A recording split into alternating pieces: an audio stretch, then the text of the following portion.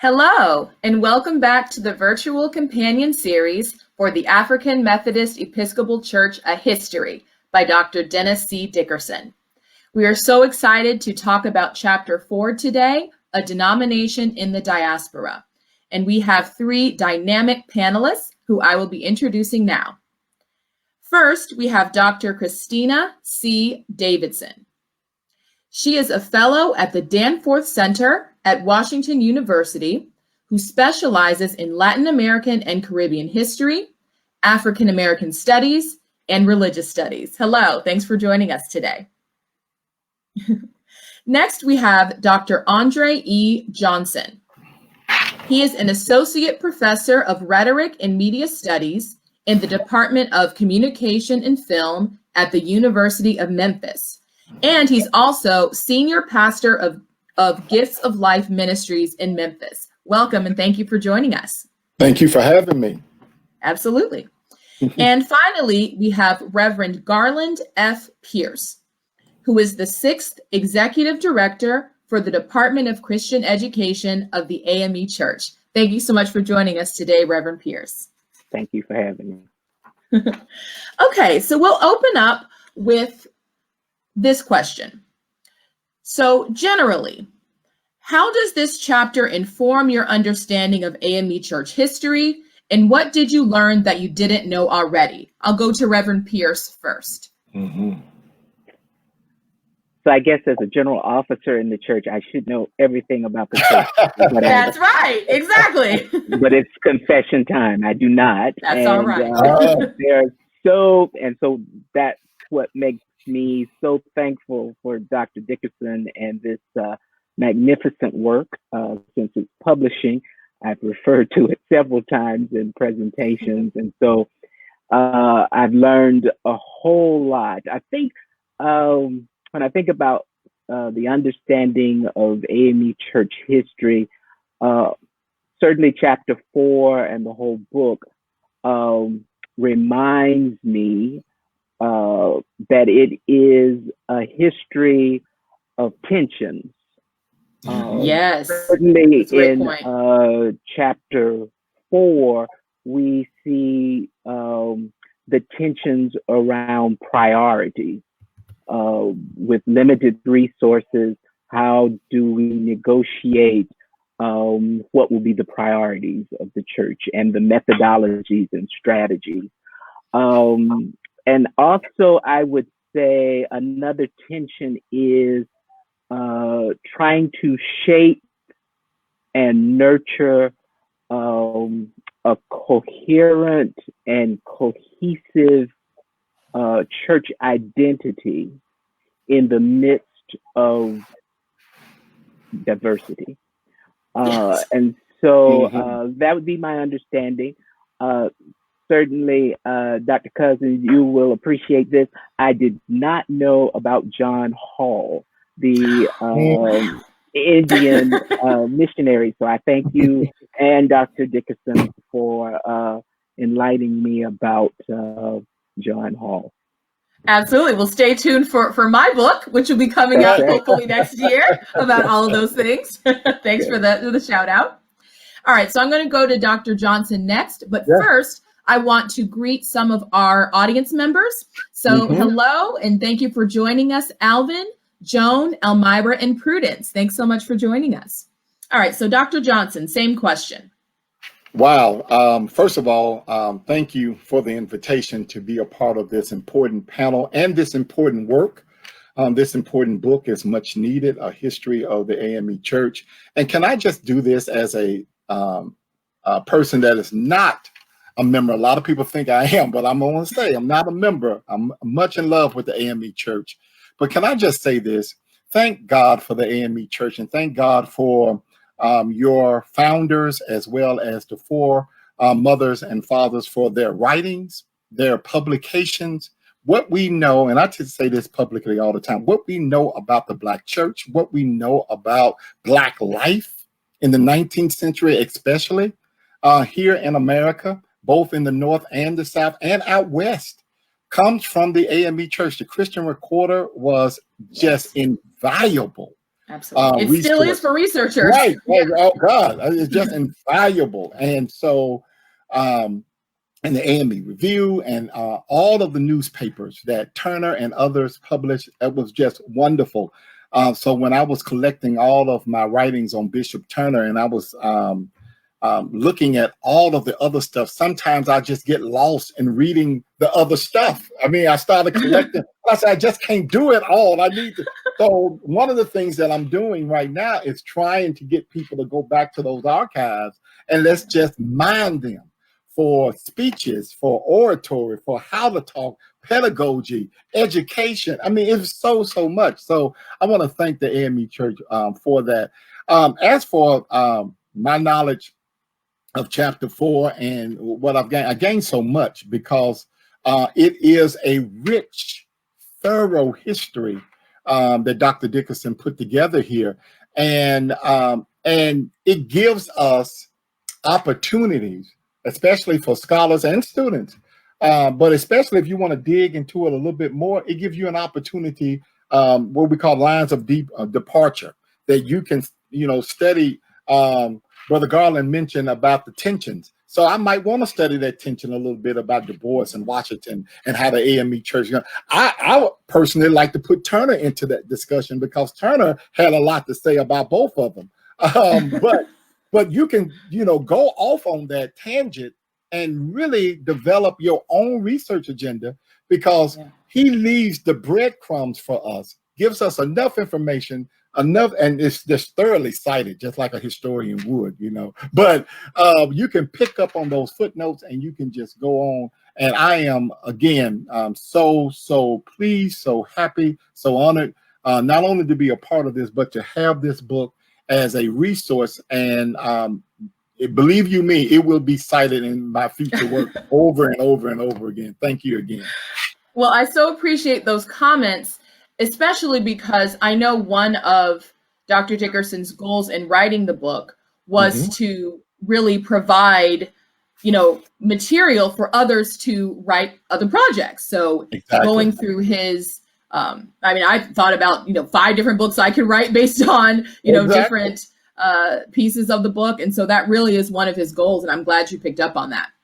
So Dr. Davidson, same question. How does this chapter inform your understanding of AME Church history? What did you learn that you didn't know before? Thank you so much. And I just want to echo the thanks and just the pleasure to be on this panel, to be greeting everyone and to have now this wonderful resource. So I'm really happy to be here this morning, or I guess afternoon now. Afternoon for us.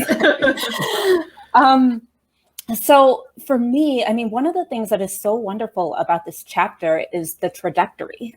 Really in this period, 1880 to 1916, we can see the church coming into its own as an institution and becoming a voice for Black people, not just in the United States, but worldwide, right? And so one of the things that I think is key about that is, this discussion of Wilberforce, the ways that people are thinking about institutions themselves, whether it be the book concern or, how to publish our own materials. And that gets into the question of Black thought, right? Black intellectualism, right? And so for the first time, right, we see Black people really putting out their own voices as a collective and as a church, right? And being able to take on the voice of the people and do it from a way, from a stance that is not just activism, but is also philosophical, right? And so a lot of times in my work, I like to say that political philosophy at this point in time is political theology.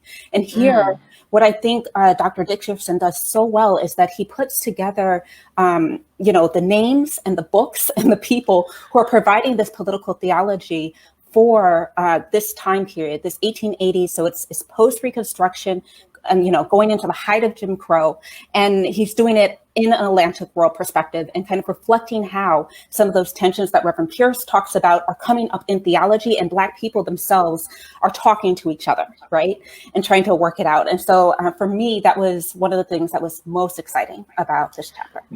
I love those comments because what I also love about this chapter is that he takes very seriously the intellectualism, as you said, of African Methodists, that they took this stuff seriously themselves. They took political philosophy seriously. They took theology seriously. And in this chapter, Dr. Dickerson really gives voice to those conversations. So absolutely.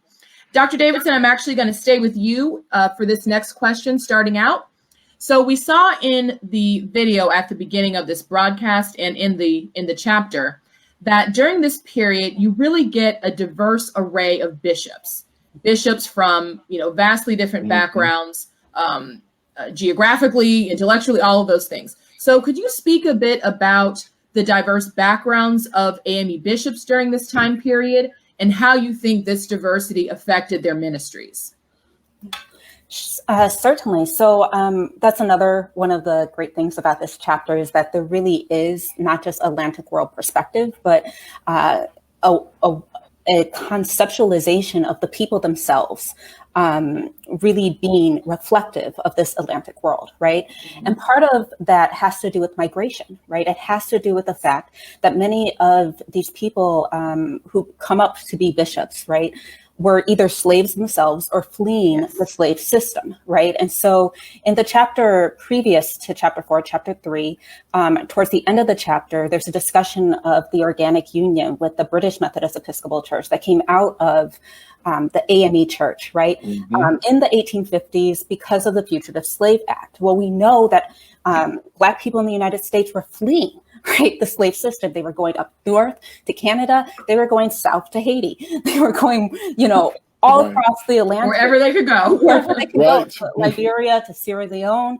And so when these people are able to then produce bishops themselves or have this kind of perspective, right? So John Hurst, for example, comes out of Haiti, and is educated at Wilberforce, right? We have Charles Spencer, who's Canadian, right? And so what I really love about this part is that, this is a history that is not just about a history of the institution in the United States, but it's reflective of the larger Black experience of migration, of fleeing slavery, of also fighting against that. Right. Okay. I love that. I love those comments. Yeah. I'm going to go to you next, Reverend Pierce. Same question. Talk generally about the diverse backgrounds of these different bishops and how you think that diversity affected their ministries. I think one of the interesting qualities about the AME Church and I guess its understanding of church growth and development, as well as the strategies used, it really, a lot of it kind of has that Macedonian call. It's not the outsider going in and kind of imposing a worldview and theology. In the chapter, there's a lot of talk about partnership when it talks about the women's missionary societies and just the partnership. And I raise that here because I think with the diversity of bishops, there comes a diversity of contextual worldview that I think informs the ministry. So these leaders, on one hand, they certainly they know their local context. They know the context from which they come, and can be interpreters of those contexts in the church structure. But they also have, and you see it throughout this chapter, they have this function of interpreter, but they also have the function of advocate and animator. So, this is my context. And so now I can convince the whole church of the importance of this context and the importance of this work, and therefore the importance of the body allocating funds for the work of this particular ministry and context. So they can interpret. They also have the ability to advocate. And I think because we see this diversity, it reinforces the church's image of itself as a Pan-African body. Mm-hmm. Absolutely, absolutely. And Dr. Johnson, same question. Diverse backgrounds of bishops, how does that affect their ministries? Well, and this is one of the reasons why I was excited that I was selected for this particular part of the book, chapter 4, because it is 1880, 1916. And of course, in 1880, that's when Bishop Turner becomes a bishop, along with Richard C. Kane. So it begins there, this whole notion of the AME Church beginning to understand that now we really have to expand. We really got to grow. And for the first time in 1880, you get two bishops from the South. Mm-hmm. And you're talking about, Brother Garland, again, about that contextualization. It was the membership that Bishop Turner, again, you know, as the Turner guy, helped really develop in the South, building those AME churches there, licensing those ministers. And then they come in 1880 to the conference and saying, like, we want representation. We want our bishops. And of course, that was a contentious general conference. I read the notes. I read the history of that, of the whole lot of shade being thrown and of the whole lot of other stuff that we just won't get into right now. But Bishop Turner comes out on the first ballot, and then of course Kane comes out, and then you have that representation. That begins to start. That starts the whole notion of having bishops with different gifts, with different abilities, bishops that were writers, bishops that were more in the way of church planners, more in the way of pastoring and all of that. And then when you get that mix, then you can begin to start looking toward Africa and looking toward other places, because you are growing, you are developing. And I think the AME Church during this time really did a good job with selecting of their bishops and those bishops selecting and of the presiding elders and the growth that followed downward as well too. So that's what I want to say about that. But I think the 1880 General Conference begins this whole push on diversity, contextualization. Let's use the gifts and abilities that God has brought to this church. Just no more northern bishops. We're going to just go all over and discern what God is trying to do into this place at this time. Absolutely. And I think in our modern context, it's easy for us to underestimate how significant it was to elect a Southern bishop. Yep. Of course, today we still have bishops from, a variety of locales, but particularly in the 19th century, not too far removed from slavery, for these, for Southern AMEs to have a bishop from their region, that was really a lot. That really meant something. In the work I do, I look at Oklahoma.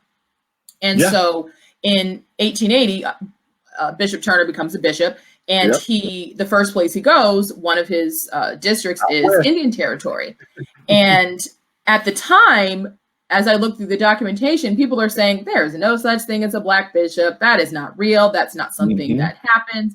And so when Bishop Turner, from the South shows up, they can't believe it. That meant a lot to them. So I hear all of these comments really speaking to that, the importance of representation of your state, of your region, of Pan-African representation. So all those are certainly elements of this chapter.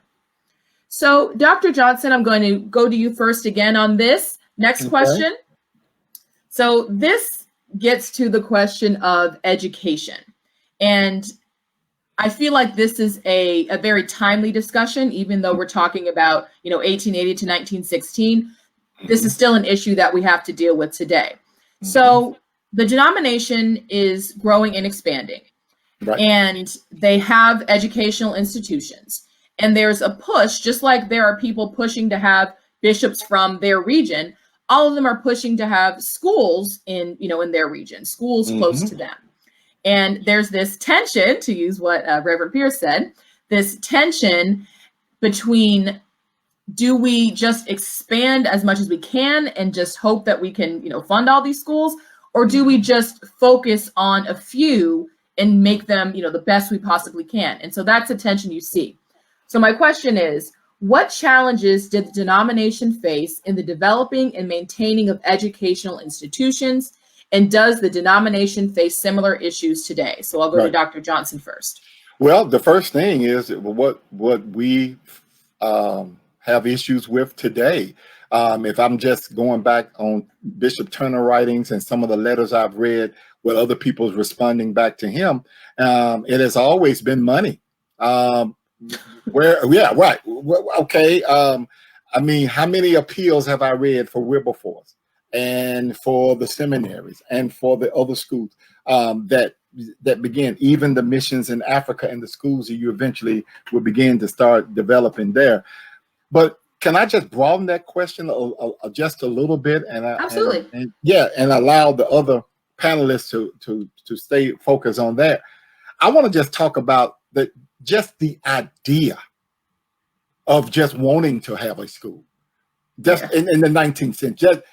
Something else we take for granted. Right. You know what I'm saying?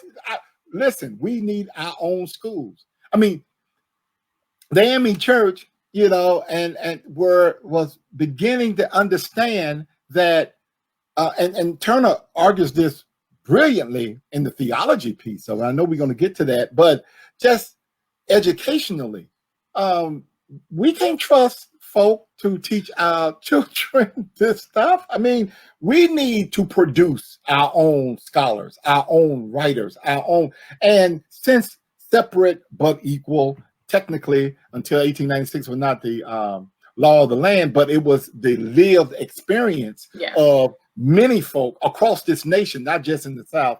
Let's erase that belief right there. But this whole notion of separate but equal was the lived condition. People began to understand that we need our own institutions. It is amazing what Black people did just decades after slavery, building these institutions. Churches became institutional hubs. Educational institutional hubs. Schools were built. Businesses were built. And it was built on the philosophy that we needed our own because, as you mentioned, Dr. Dickerson, cousin, that when a person sees someone that they could never imagine being a bishop, being a business owner, being a teacher, being a scholar, being a writer, being all of these type of professional things, it moves something in that person. It makes dreaming possible. I don't even know what to dream until I see it first, and then I can start dreaming. I don't even know what to dream. So what the AME Church did with these schools and with these institutions, and one of the things that I am trying to do in my own scholarship on oratory and public address, public speaking, and which AME Church did a lot of writing about, I am going now to try to collect some of that stuff so I can start to streamline it and see what was being said, what was being taught, think about it. We can get a 19th century syllabus of one of the professors. What were they teaching? What were they doing? So that's the important thing, I think, with building these institutions where the churches bought in to the fact that, we can debate how many we're going to have or where they're going to be. But the very first thing that we have to talk about and vote on and make sure everybody's on the same page, should we even invest in educational institutions? And I am proud to say the AME Church said that a long, long time ago, and kudos for that. Absolutely. Well, let me say a few greetings to some more of our audience members. Greetings, Daniel Cooper, my church member, Dr. Sinkfield, and Nicole Hall Washington. Thanks so much for joining us. So Reverend Pierce, I'm going to go back to you for this same question about educational institutions. What challenges did the denomination face, And do we face similar issues today?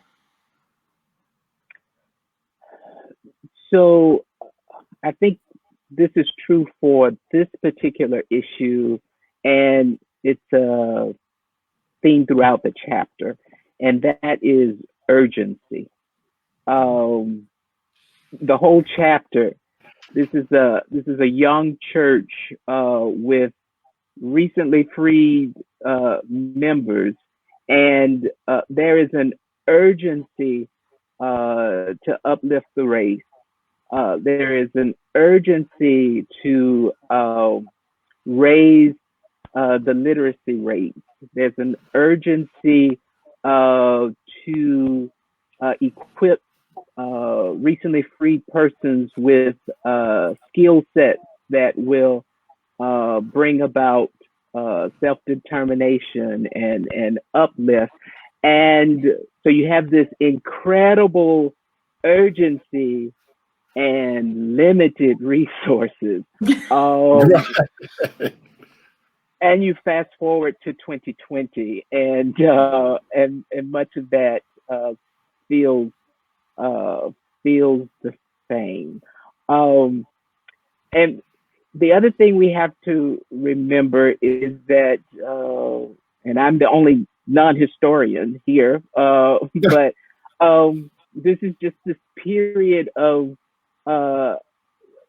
institution building that is happening really all across the world.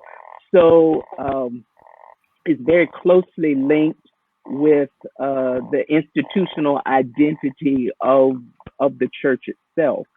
So yes, in some ways at this time, there was a natural flow into these institutions. There was not a lack of students for these institutions. Now in 2020, when persons have access and opportunity to a number of institutions of higher education, I think there is a continued struggle to financially support these institutions and to keep them sustainable and viable. But I do think the church's mission for education is still very important, for much of the reasons that Dr. Johnson mentioned.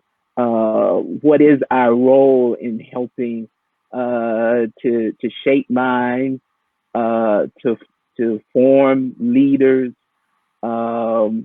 and to nurture and inform, I think, what is still needed, a Pan-African consciousness with a liberative lens. Absolutely. And Dr. Davidson, same question. I really want to hear what you have to say about this.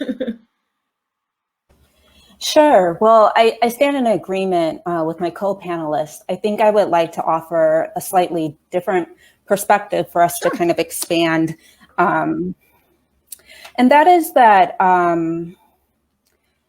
one of the things when we're talking about urgency at this time that we also note, and Dr. Dickerson kind of touches on this, is a generational shift that's taking place within the AME Church.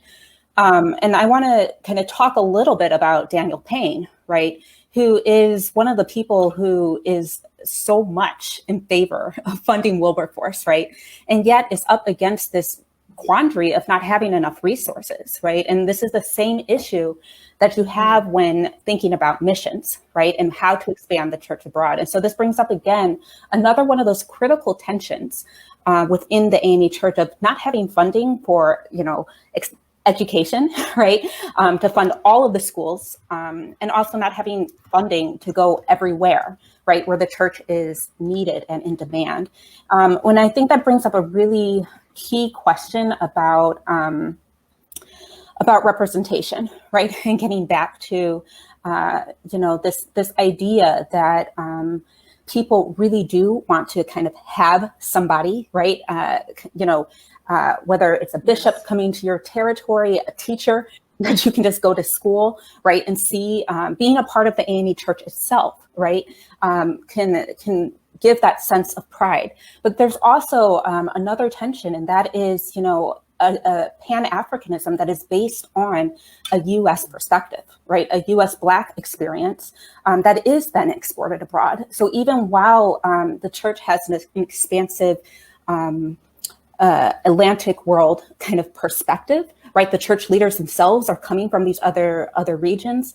These are many times still representing elites, right? And when we talk about education, we really do have to talk about Black respectability politics and what is being exported abroad, particularly when it comes to Protestantism, right? Because that is not necessarily, it's just not, respective of other cultures, right? When we're thinking about voodoo or African native religions. And so we have to also think about the other side of the coin. What is it that they were, what kind of education were they profiting or offering?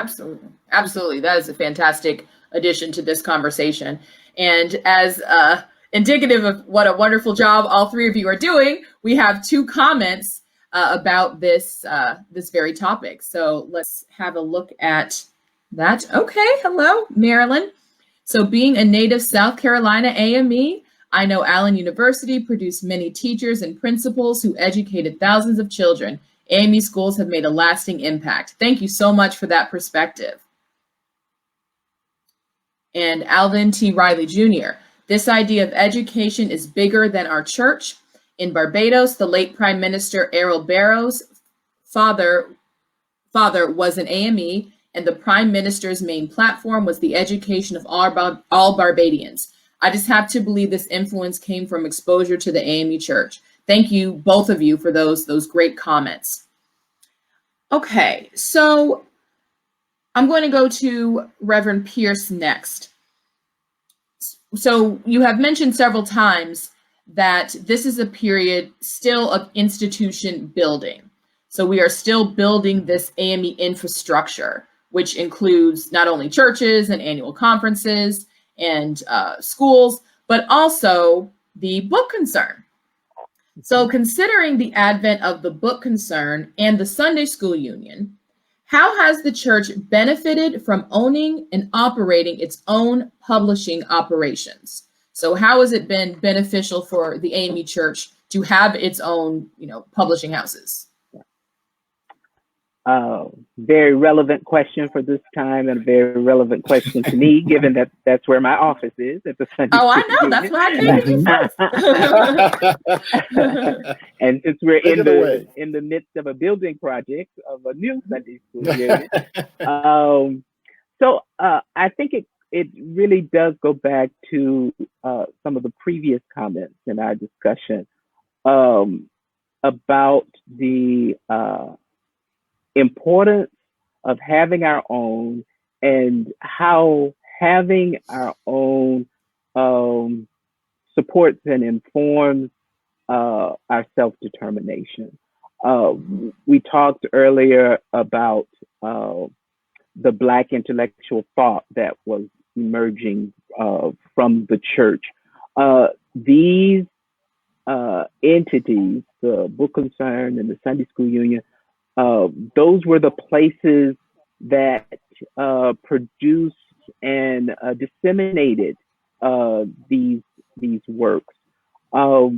It also, the Sunday School Union in particular, also aided in both religious education and evangelism throughout the Black Atlantic.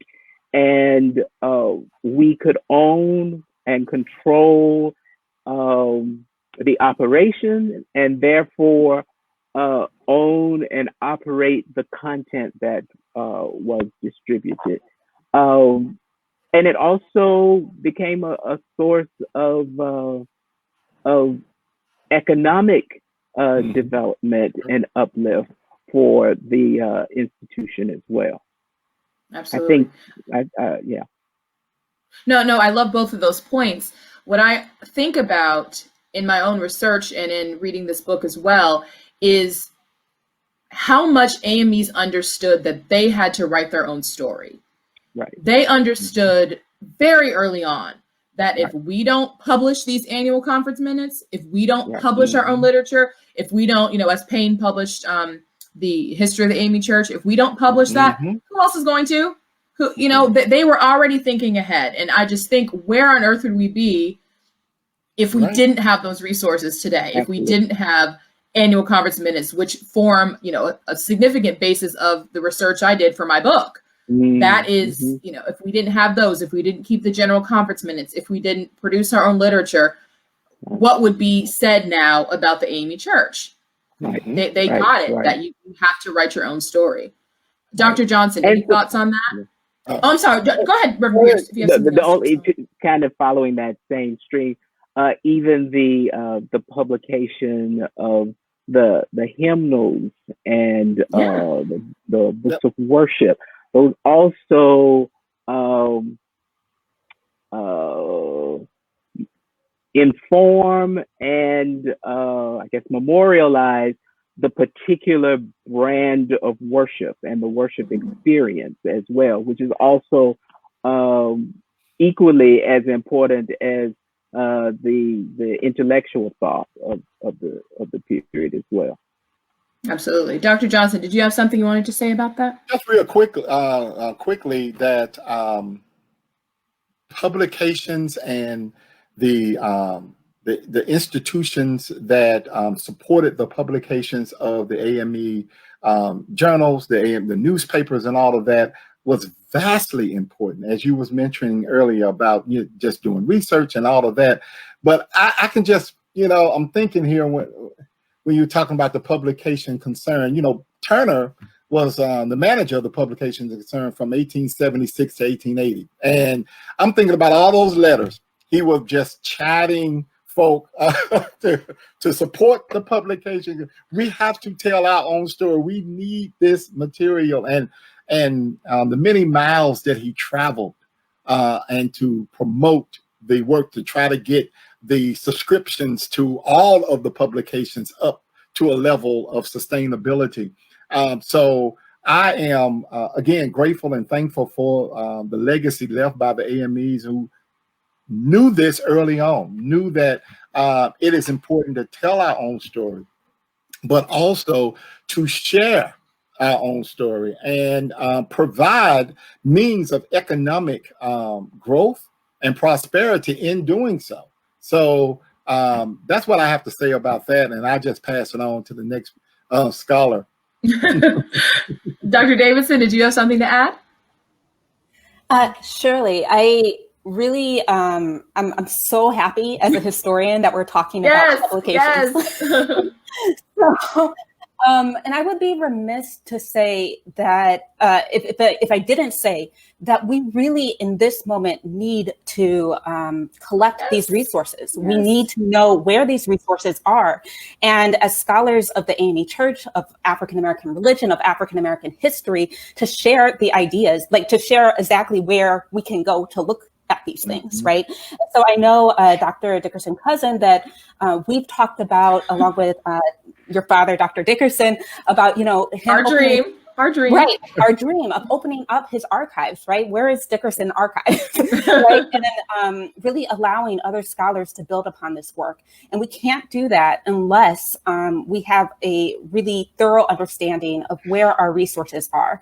And so I think really in honor to those who came before, Payne with the first history, now Dr. Dickerson with the latest history of the church, we really do need to start moving towards preservation.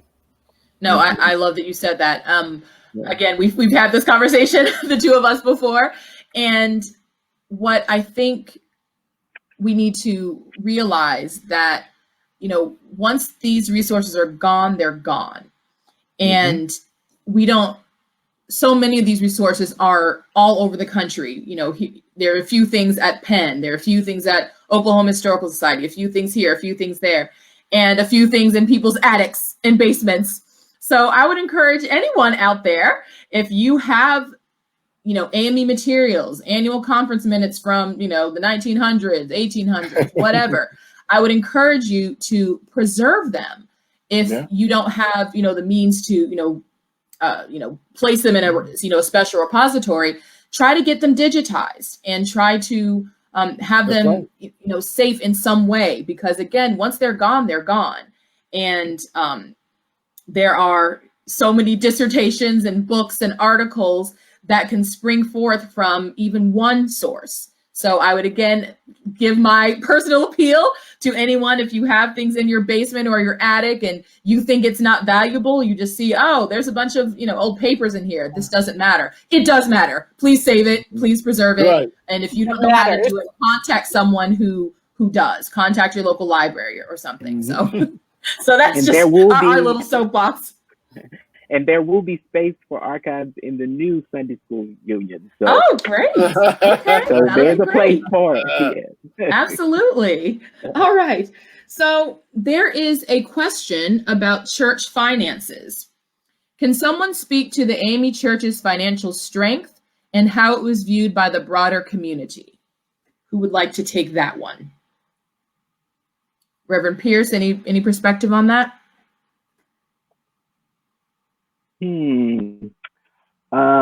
Again, as the non-historian, I may not be the best person to answer that, but I'll speculate. I can speculate. As we already said, the leadership had big dreams and a huge sense of urgency, but meager resources.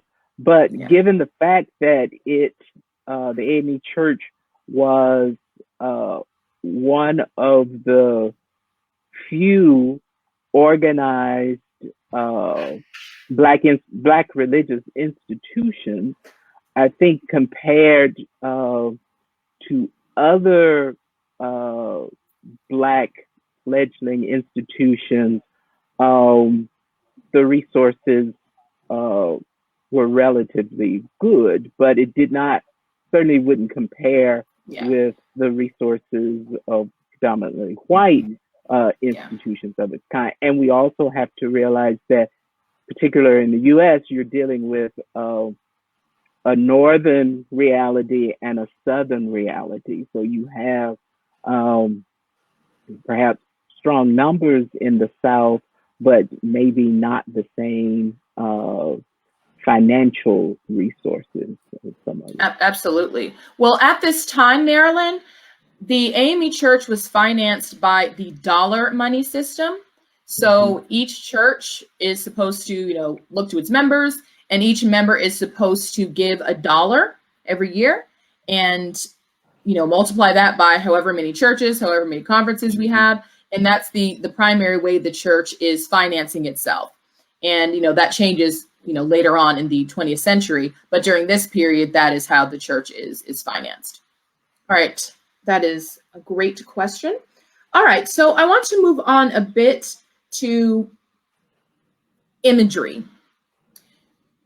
African Americans during this period, the height of Jim Crow, African Americans are viewed as caricatures. They, you have white actors portraying them in blackface and really making fun of them and making them seem like unserious, simpletons. But into this, context comes Henry Ossawa Tanner. And could we actually get a few of these images up on the screen? And what I'd like the panelists to think about is how Tanner's portrayal of African Americans, what he's saying by these portrayals. What point is he trying to make, and what impact do you think it had on the Black community to see these images? Dr. Davidson, do you have a perspective on that? What are these images saying, and what do you think the impact is for Black people seeing these images? Sure. So, one of the wonderful things that Henry Ossawa Tanner does, right, is he depicts African Americans as human beings, right? And really shows their humanity. With the banjo player, you have an elderly African-American gentleman, right, who is teaching a child, right? This is at the time when African-American men are ridiculed, right? When they're shown as simpletons, right? When they're shown as lazy, right? And here is the exact opposite, right? And also as people who abandon families, right? Yes, yeah. Right. And here is a father, right, taking care of a young son, teaching him traditions. And I should plug here, my mentor, Laurent Dubois, has written a book on the banjo, right, an instrument that comes from Africa, right? And so I think that it's really crucial here, this imagery showing down the passing of tradition, music, history, and religion, right? Spirituality from God. I could go on and on. So I'm just not there to give space to the other panelists. Okay. Dr. Johnson, what are your thoughts on these two images and what he's saying and what the impact is for those who see it? Imagery is important. Visual rhetoric, visual depictions of what it is that you know to be true and that you want to articulate to the world. I thought Dr. Davison said it brilliantly, that, these are two examples of pictures that are pushing against a prevailing narrative that is beginning to develop in the mid-19th century, especially after the end of slavery and during Reconstruction and post-Reconstruction. So the Black man with a child, and a Black man with a child teaching the banjo, Black man at the table praying. Those are two images that Black folk wanted the wider society to understand and to know that we're human and we're human too. And this is what we do, despite the narratives that you read in the newspaper, and we can talk all day long talking about the media and media depictions of Blackness during the 19th century. But this is just one of the ways in which the foreparents tried to push back and push against this narrative. And I'm glad that it still remains even today. Absolutely. And Reverend Pierce, did you have anything to add to that? I think Dr. Davison and Dr. Johnson said it quite well. I would just add the word disruption. When you give an alternative representation or alternative narrative, it causes a disruption. And in this case, I think we can agree it's a good disruption. Particularly at this time, and I would say even now, just to see the man and child praying also reminds me of kind of the personal piety and kind of personal holiness of the Methodist tradition, and we certainly know that Tanner's art was influenced by his religious upbringing in the AME Church. Right. Okay. So from I was going to say, this is good. I'm looking at the pictures now, and I'm just thinking about different stuff. But go ahead. Well, I'm actually going to stick with you for the next question. From imagery to theology. You are the Turner Scholar here, so I want to talk about one of Turner's most powerful statements. Right. So Turner boldly declared, God is a Negro. So how did that declaration fit into the consciousness of Blacks at that time? And also respond to what he also said, that people who, very good, thank you. Yeah. Turner observed that no hope existed for any race who do not believe that they look like God. So just what are your thoughts on that? What does that mean? What impact did that have on African Americans? How much time do we have? No. Well, this is the, and if people know Turner or know of Turner, they know about this Turner, that God is a Negro, Turner. First uttered in 1895 at the First National Baptist Convention. He was the keynote speaker. So it just goes to show you that Turner crossed all kinds of denominational barriers. And when he first uttered it, it was not received quite well. The question is, how was that received? A lot of Black people and a lot of Black ministers was kind of pushed back. They like, oh, I don't know if, Turner writes about one minister saying, are you afraid that God is going to get you by calling God a Negro? But think about that thinking, that I couldn't even imagine that God could be Black. And matter of fact, that God may even be angry at a person for saying that. So, of course, 3 years later in 1898, in the Voice of Mission newspaper, as debate still was centered around that, he wrote this editorial, which we now have, God is a Negro, which is all over the internet. Anybody can just, if you Google God is a Negro in quotations, it'll pop up somewhere. And that's what we know. But see, Turner, and if you don't mind, if I can just say that this is chapter 2 of the new book, the theology, making of a Black theologian, that Turner is actually beginning to wrestle with theology and his faith even before 1895. 1893, he is talking about Adam and Eve being Black, and they are the first. So out of blackness, he reads Genesis 1 and 2.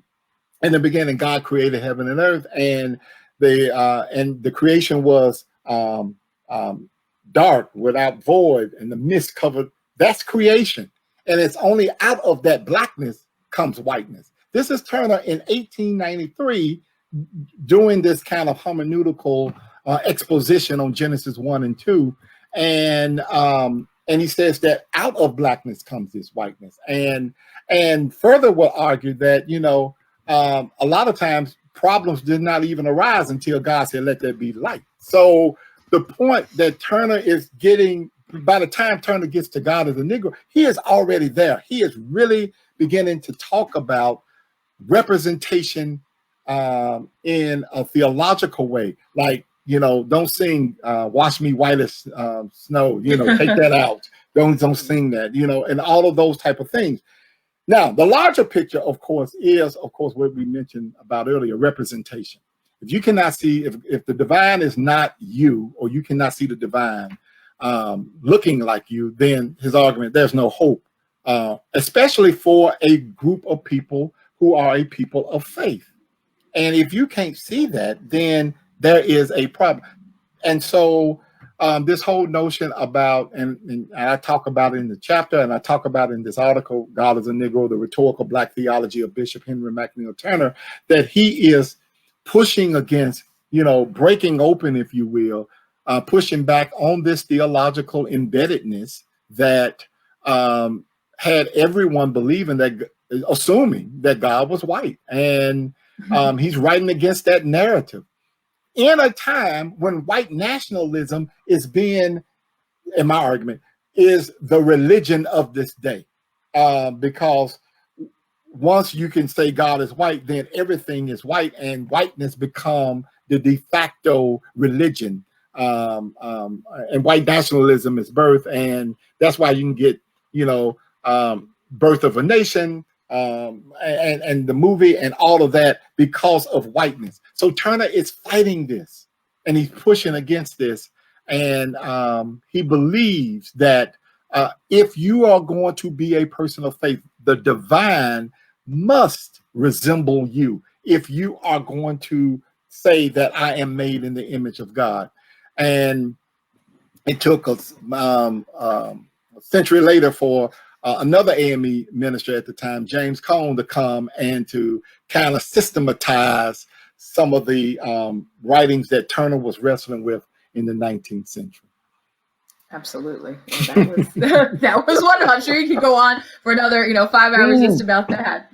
So we're gonna switch tacks a little bit and talk a bit about Booker T. Washington.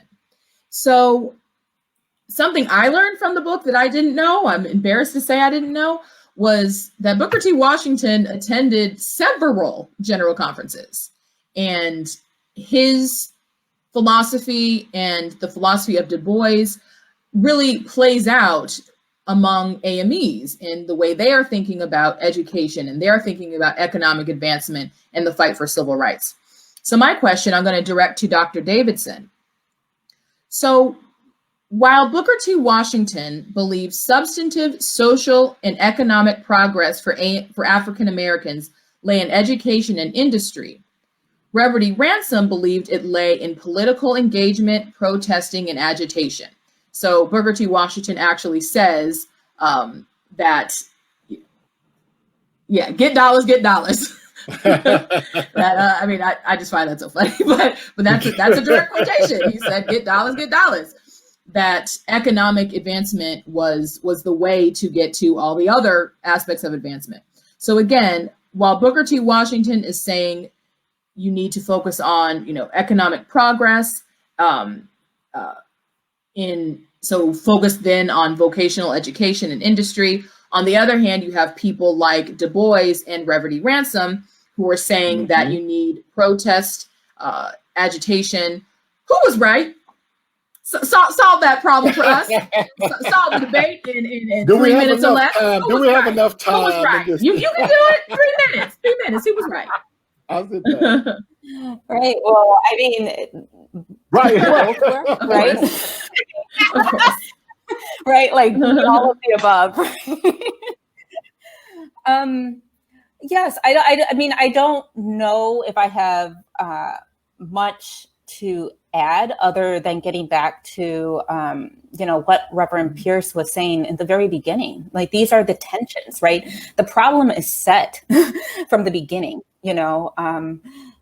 Black people are disenfranchised, right? They're coming out of a system of slavery, right? And they're cast as non-human, right? And so the question is, is it economic achievement, right, that will then gain us the respect of white people and advance the race?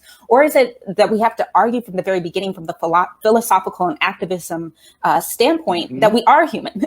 Which of these are going to be, lead to the ultimate liberation? And the truth is that you really need both, right? And I think one of the tragedies is that, there wasn't the urgency demanded people to focus, like, in both camps, and that caused conflict. So I think really the tragedy is in the conflict. Okay. Reverend Pierce, what are your thoughts on that? Who was right? Was Washington right, or were Du Bois and Ransom right? Right. Yes.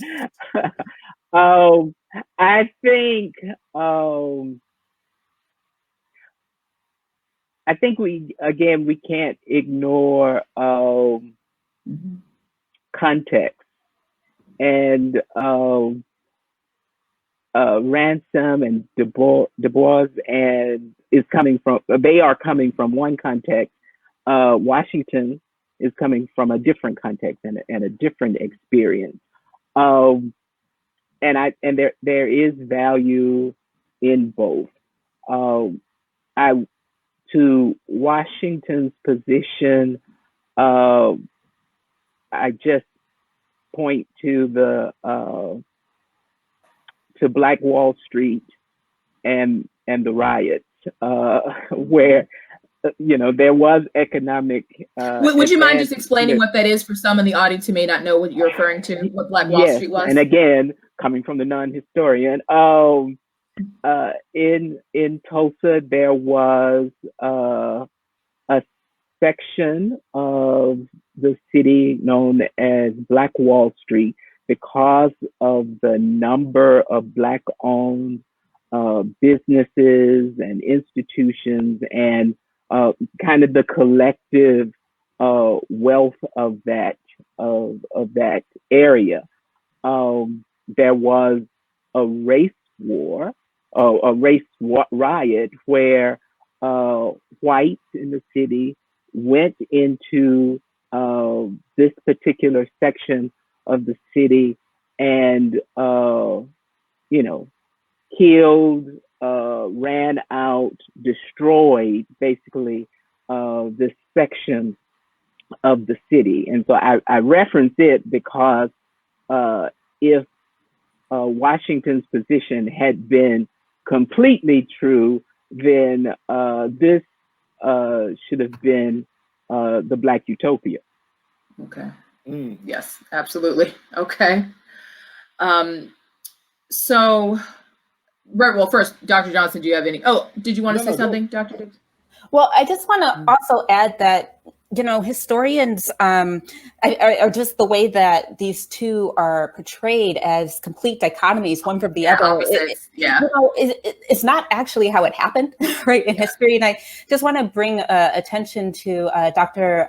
Brandon R. Bird's book, The Black Republic, African Americans and the Fate of History. He's at Vanderbilt with Dr. Dickerson. And one of the things he says in his book is, Du Bois actually congratulates, right, Washington on some of his speeches, right?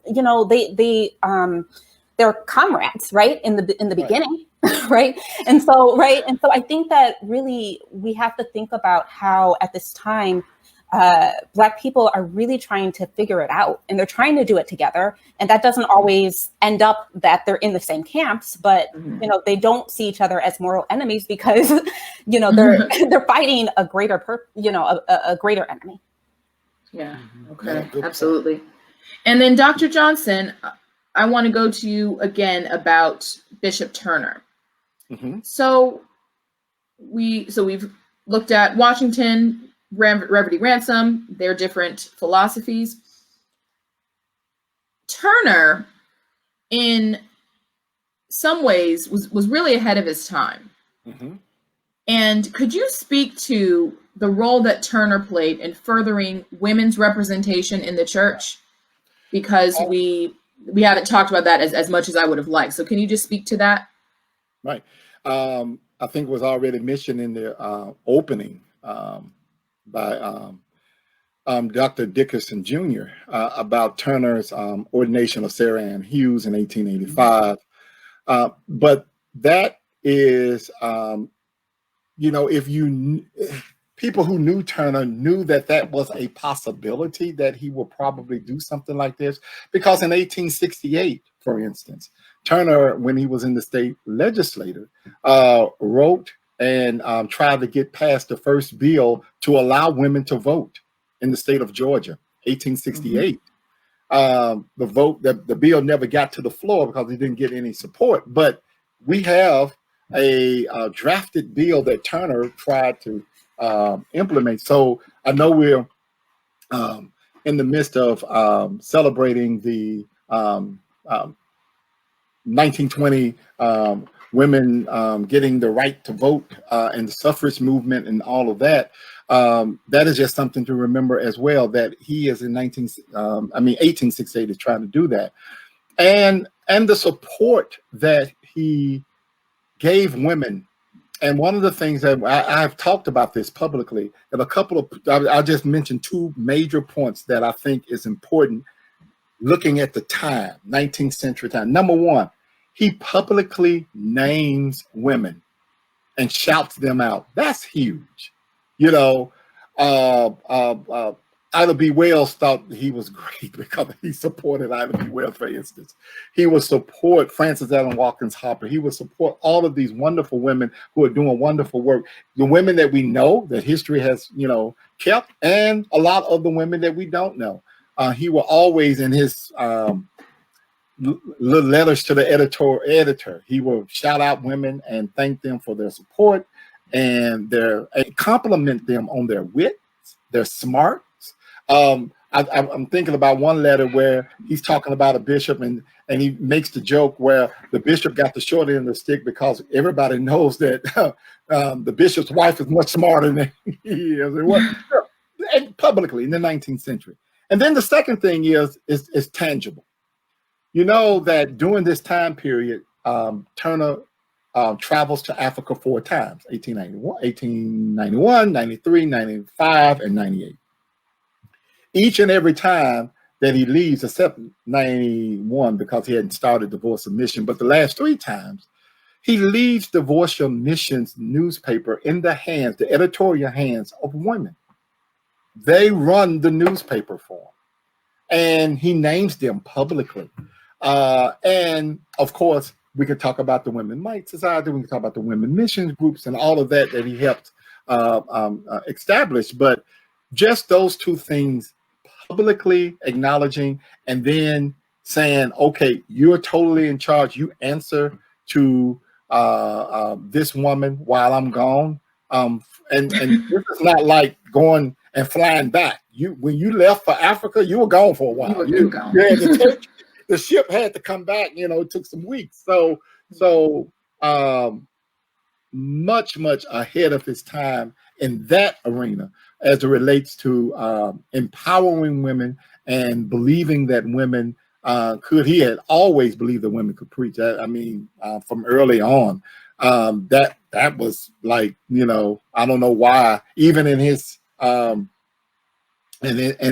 catechism, he talks about that, about women preaching and giving us inroads to, okay, we see where you're going with this. So Turner was, you're right. Turner was ahead of his time in that regard. And I think ministers in the 21st century, men ministers can learn something about that. Hint, hint. I'm going to leave that there. I'm going to leave that right there. I'm going to pick up something else. So earlier on, we talked about Pan-Africanism, how the AME Church had, really an Atlantic vision, if not, always, if not, they were not always able to fulfill the vision, but they always had the desire. So Dr. Davidson, I know you do a lot of work on the Caribbean. So what kinds of challenges did African Methodists face in expanding the denomination to Africa and the Caribbean? Because again, the AME Church had this grand vision that we are a Pan-African church, and that's a wonderful vision. But in terms of the practical elements of how you do that, what were some of the challenges that the church faced?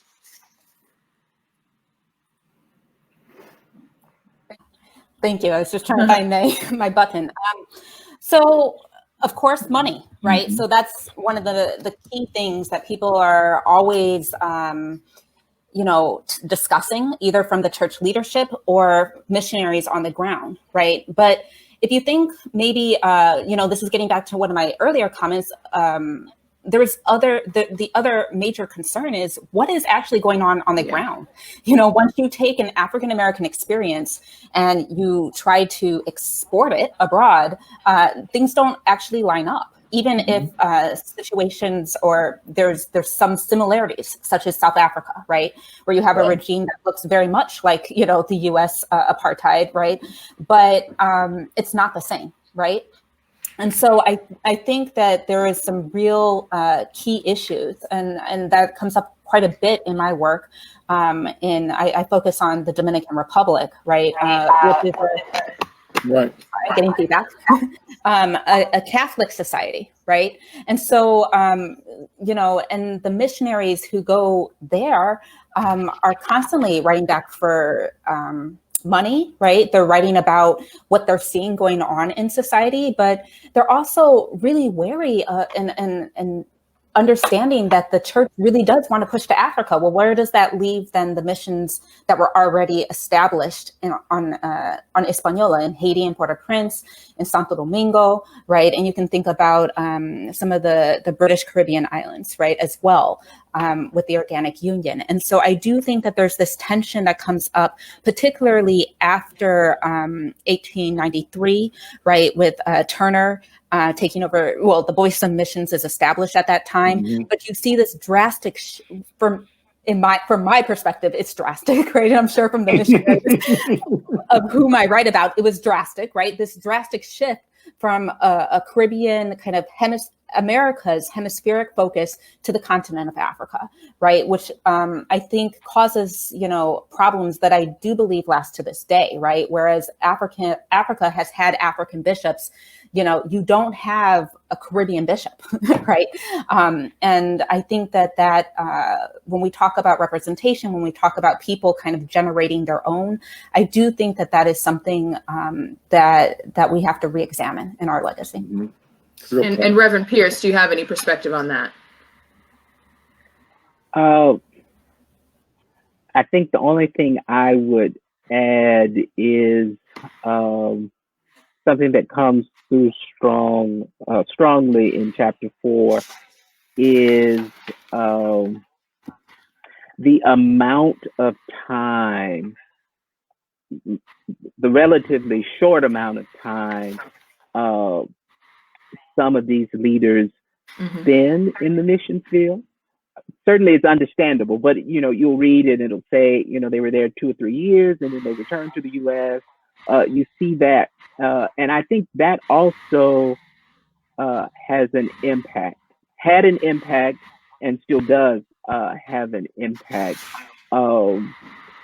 with the itineracy, which is a part of the AME polity and Methodist polity. There is often an opportunity for renewal and fresh ideas and all positive things that come with change. But there is also something to be said about stability and sustainability over longer periods of tenure as well. So I think that also has a place in this discussion as well.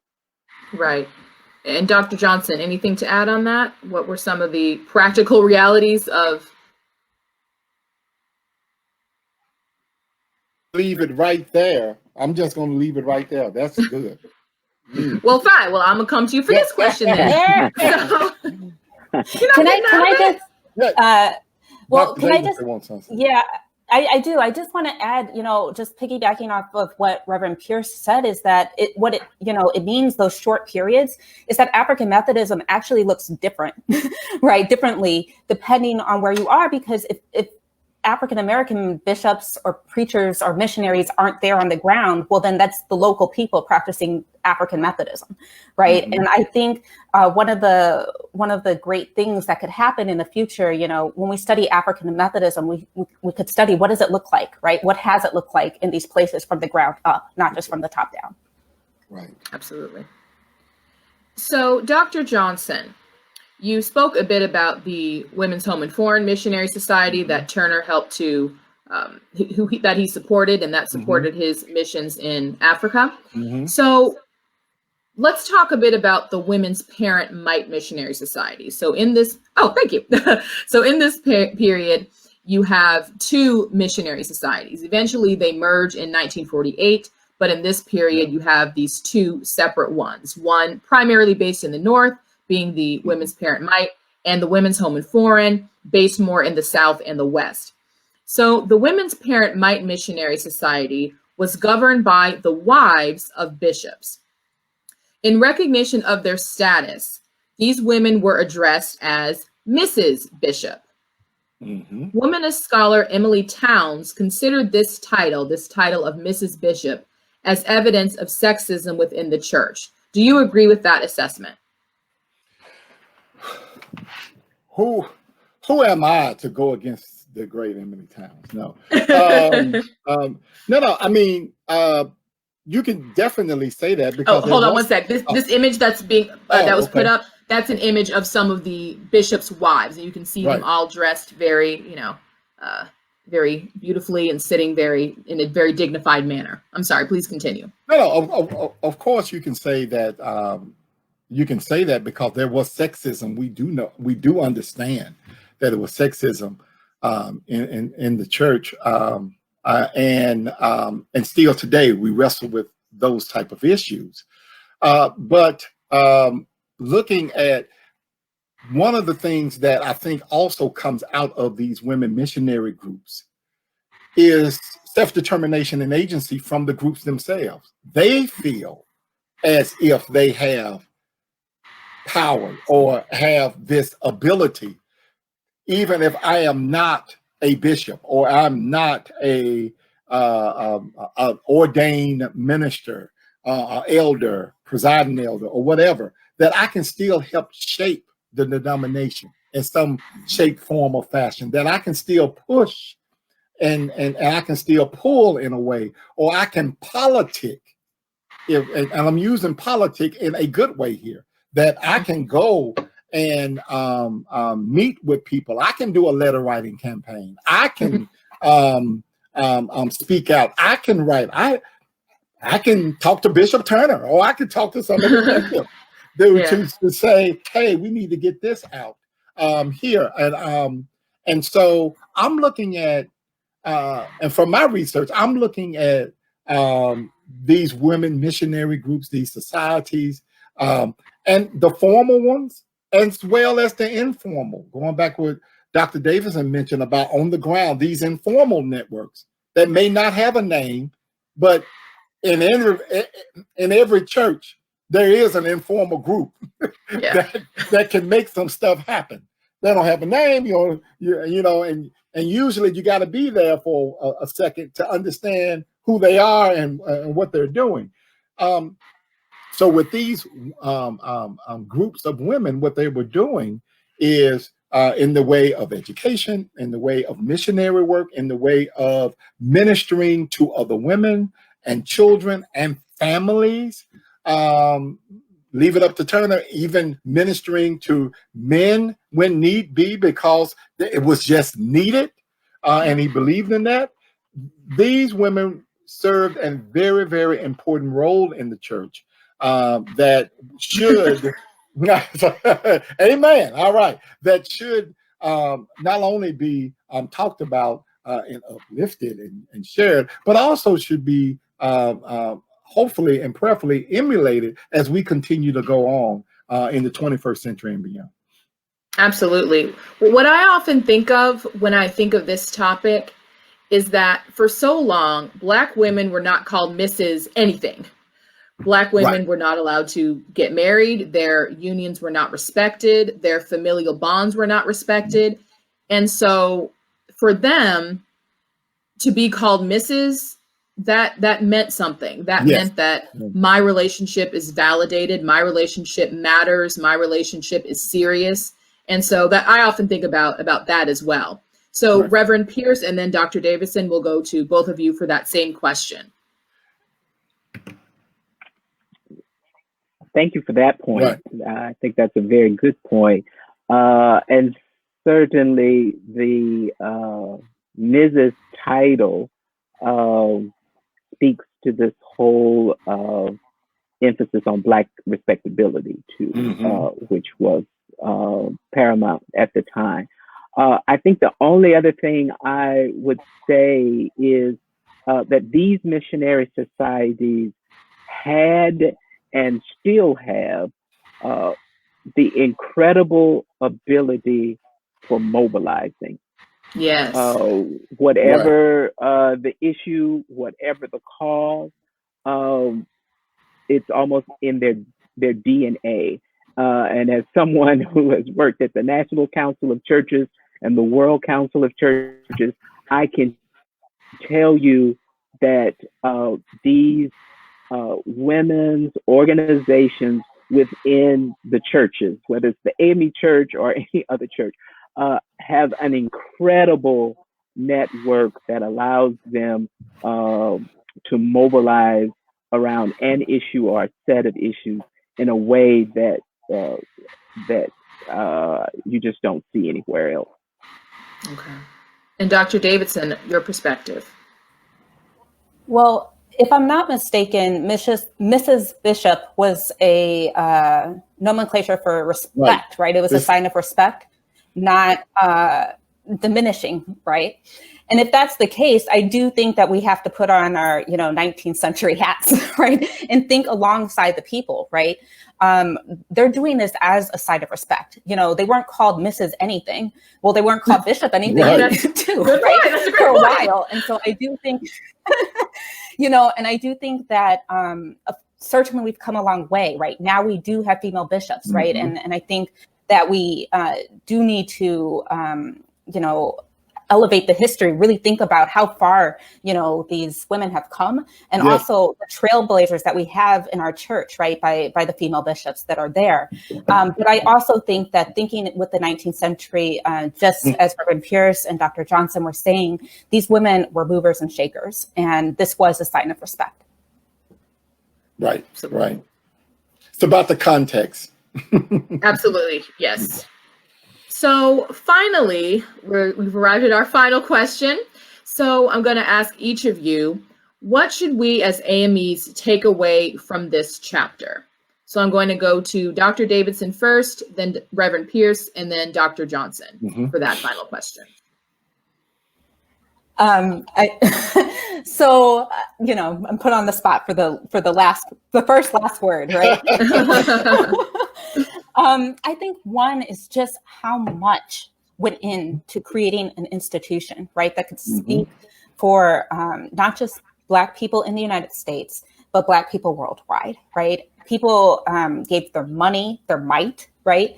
They gave their tears, their sweat, their blood, right? They dedicated their lives to create the institution of the African Methodist Episcopal Church as we know it today, right? The AME Book Concern, the publishing, the organizations, the women's organizations, and the missionary movements.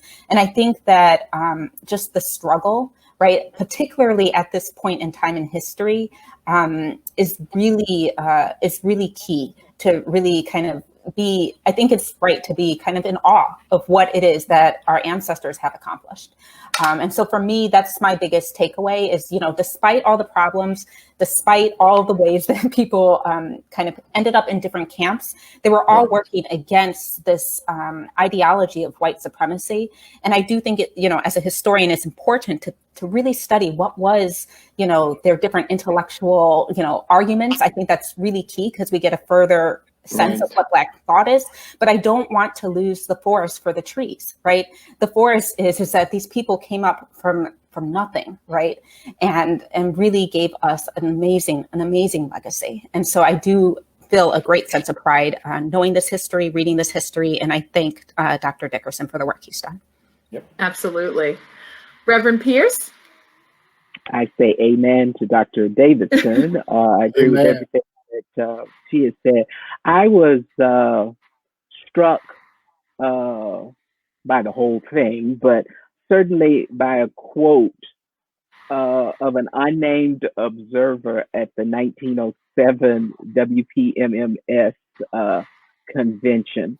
And the quote is, as she is talking about the organization of the church and the organization of this Women's Missionary Society, she says, "We get breath and we get strength, breath and strength."